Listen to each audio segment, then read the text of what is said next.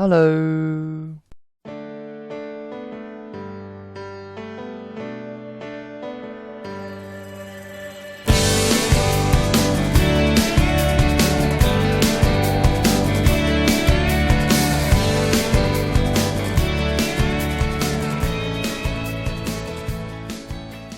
Ons is besig om diner te beplan vir die jeug. Dit bedoel matrieks, 18 tot 28 studente, jong werkendes. Hierdie is vir julle.